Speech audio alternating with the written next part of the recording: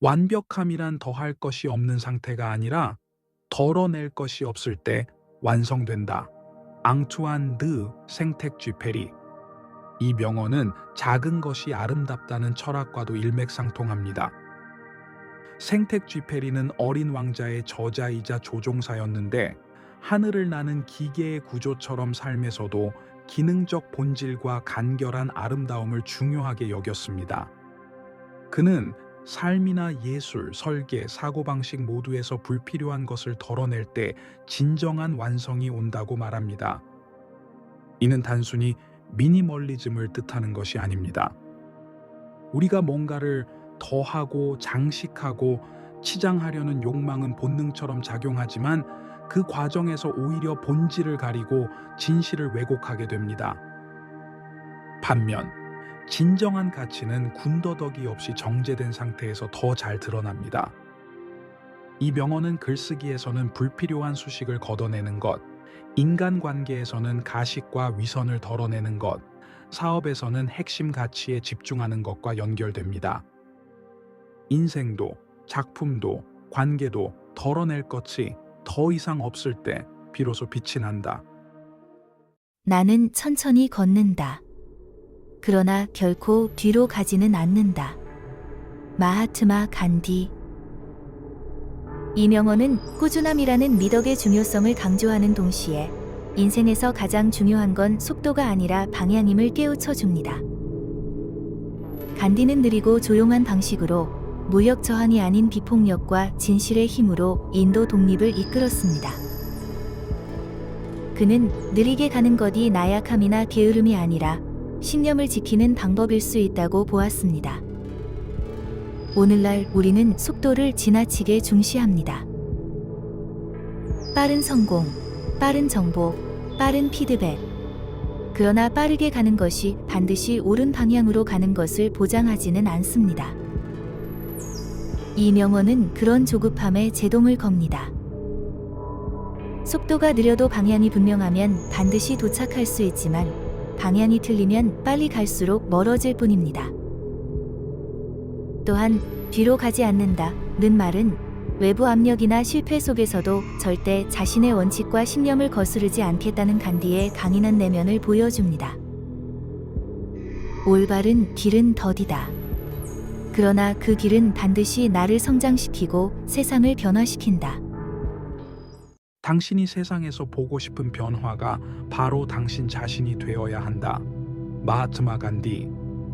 이 명언은 수많은 사람들의 인생관을 바꾸어 놓은 간디의 대표적인 철학입니다. 우리는 세상이 바뀌기를 원하면서도 정작 자신이 먼저 바뀌는 일에는 소극적입니다. 간디는 바로 이 점을 지적하며 진정한 변화는 타인이나 사회가 아닌 나 자신으로부터 출발해야 한다고 말합니다.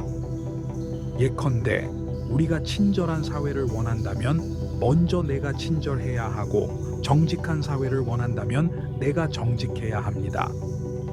모든 변화는 개인의 실천에서 시작되어야 집단의 변화로 이어질 수 있습니다. 간디는 이 철학을 단순한 말이 아닌 실천으로 증명했습니다.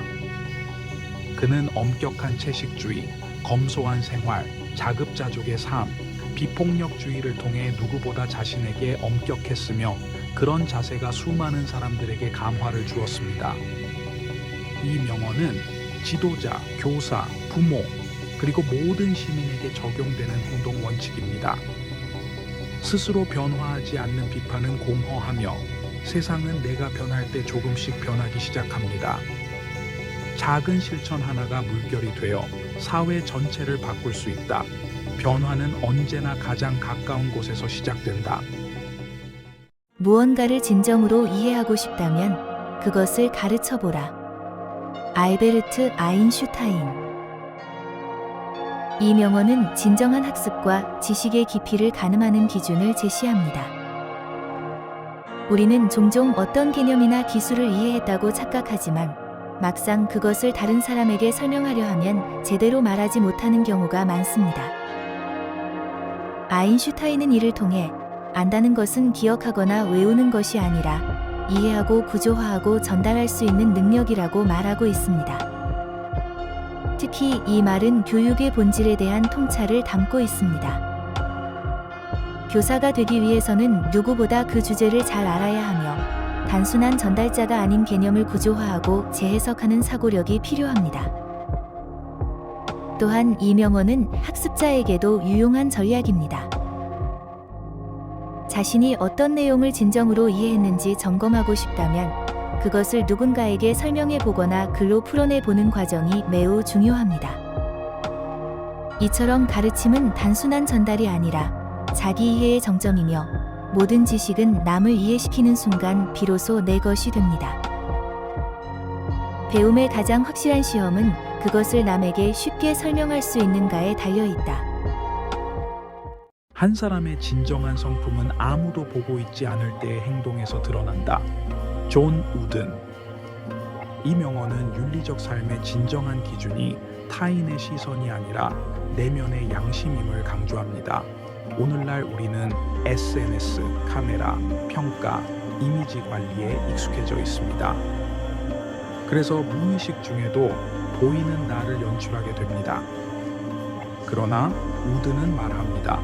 진정한 성품은 그 누구도 보지 않을 때, 아무런 보상도 없을 때 드러난다고. 왜냐하면 그때가 바로 자신과의 진짜 대면이기 때문입니다. 존 우드는 단순한 농구 코치가 아니라 수많은 제자들에게 인간으로서의 도리와 가치관을 가르친 교육자였습니다. 그는 성공보다는 훌륭한 사람이 되는 것을 우선시했고 그렇게 수많은 인생을 변화시켰습니다.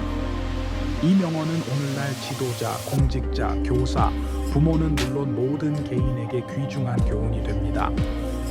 진짜 품격 있는 사람은 감시가 없어도 스스로 옳은 일을 선택할 수 있는 사람입니다. 양심이라는 조명 아래서도 부끄럽지 않은 삶, 그것이 진짜 인간의 품격이다. 나는 실패한 것이 아니라 단지 효과가 없는 일만 가지 방법을 발견했을 뿐이다. 토머스 에디슨. 이 명언은 성공을 바라보는 관점 자체를 근본적으로 전환시킵니다. 에디슨은 전구를 발명하기까지 수천 번의 시행착오를 겪었지만 단 한 번도 그것을 실패라고 여기지 않았습니다. 그에게 실패는 어떤 결과가 아니라 성공으로 가는 길목에서 반드시 거쳐야 할 실험과 탐색의 과정이었습니다. 이 문장은 단순히 긍정적 사고를 장려하는 격언이 아닙니다. 오히려 창조적 성과는 끊임없는 시도와 견딤 속에서만 나온다는 냉철한 통찰을 담고 있습니다. 많은 사람들은 실패를 자존심의 상처로 받아들이지만 에디슨은 그것을 지식의 확장 과정이자 목표를 향한 축적된 진전으로 보았습니다. 또한 이 명언은 현대 사회에서 흔히 요구되는 즉각적인 결과나 완벽주의에 대한 비판적 시선을 내포하고 있습니다. 창의력은 완벽을 지향하기보다 가능한 수많은 오류를 감내할 수 있는 인내력 속에서 꽃핀다는 것을 보여줍니다. 즉, 실패는 피할 대상이 아니라 받아들일 대상이며 성공은 정해진 길이 아니라 시행착오의 누적 위에 세워진 진실된 건축물입니다. 에디슨의 말은 결국 실패를 두려워하는 자는 새로운 것을 창조할 수 없다는 선언이기도 합니다. 두려움은 고통보다 더 많은 사람을 죽인다. 조지 R.R. 마틴. 이 문장은 현실적인 고통보다도 상상 속의 두려움이 인간을 더 크게 마비시킨다는 점을 강조합니다. 인간은 실제로 겪는 아픔보다 아직 벌어지지도 않은 일에 대한 불안과 걱정으로 더 큰 상처를 입습니다. 마틴은 이 문장을 통해 두려움이 단순한 감정을 넘어 행동의 선택지와 삶의 방향 자체를 억제하는 무형의 족쇄가 될 수 있다고 경고합니다. 이 경고는 단지 용기를 가지라는 단순한 조언이 아니라 두려움을 직시하고 그 너머를 선택할 수 있는 내면의 주체성 회복을 촉구하는 깊은 메시지입니다. 결국 두려움은 마음속 그림자와 같아 도망칠수록 커지며 마주할 때에야 작아집니다. 용기란 두려움이 없는 상태가 아니라 두려움이 있음에도 불구하고 앞으로 나아가는 행동이며 이 명언은 그 용기의 본질을 되짚어줍니다. 인생은 숨이 멎는 순간들로 측정된다. 마야 안젤루. 마야 안젤루의 이 말은 삶의 질은 시간의 길이가 아니라 경험의 깊이에서 결정된다는 인식을 보여줍니다. 인간은 매일 살아가지만 진짜 사는 느낌을 받는 순간은 그렇게 많지 않습니다. 그 특별한 순간들이 바로 숨이 멎는 감동의 순간들입니다. 이 명언은 현대 사회의 생산성과 효율 중심적 사고에 경종을 울립니다. 우리는 바쁘게 살면서도 정작 살아있다는 실감을 놓치곤 합니다. 하지만 진정한 삶이란 누군가와 진심으로 연결된 순간, 스스로를 초월한 경험, 감동과 감탄이 밀려온 순간처럼 깊이와 감정이 충만한 순간들의 합으로 이루어져야 합니다. 삶을 더 가치 있게 만드는 건 단지 목표를 달성하는 것이 아니라 그 여정을 감각하고 사랑하고 기억할 수 있는 감성의 민감성입니다. 마야 안젤루는 이러한 섬세한 시선으로 인간 존재의 풍요로움을 다시 바라보게 합니다.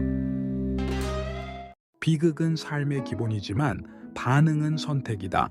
찰스 스윈돌. 이 명언은 삶에서 통제할 수 없는 것들과 통제할 수 있는 것들을 분리해내는 지혜를 강조합니다. 고통, 실패, 상실은 인간 존재의 불가피한 일부이지만 그에 대해 어떤 태도를 취하느냐는 전적으로 개인의 선택이라는 것입니다. 찰스 스윈돌은 신학자이자 리더십 교육자로서 삶의 본질은 외부에서 오는 사건이 아니라 그 사건에 대한 우리의 해석과 응답에 있다는 점을 강조해 왔습니다.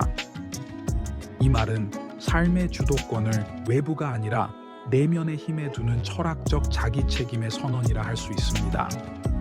결국 태도는 감정이 아니라 결정이며 운명은 운이 아니라 해석입니다. 모든 사람은 비극을 겪지만 어떤 사람은 그것을 통해 무너지기도 하고 또 어떤 사람은 그것을 발판 삼아 더욱 깊고 넓은 사람이 됩니다. 사람은 자기가 사랑하는 것을 위해 싸운다. 클라우제비츠. 클라우제비츠는 군사전략가였지만 이 명언은 단순한 전투 이론이 아니라 인간의 가장 원초적인 동기인 사랑의 힘에 대한 통찰입니다. 그는 인간이 진정으로 싸우게 되는 순간은 이성이 아니라 감정, 특히 강렬한 애착이나 신념이 작동할 때라고 보았습니다. 이 문장은 현대 사회에서도 유효한 교훈을 줍니다. 누군가가 삶을 걸고 무엇인가에 몰두하거나 목숨을 건 싸움을 벌일 수 있는 이유는 그 대상이 사랑할 만한 가치가 있기 때문입니다. 사랑 없는 싸움은 오래가지 못하며 오래 지속되는 투쟁은 반드시 깊은 헌신이 깃들어 있기 마련입니다. 또한 이 명언은 우리가 지금 삶에서 정말 소중히 여기는 것이 무엇인지, 무엇을 위해 시간과 열정을 쏟고 있는지 성찰하게 하는 질문이기도 합니다. 싸움은 논리로 시작되지만 끝까지 가게 만드는 것은 감정이다.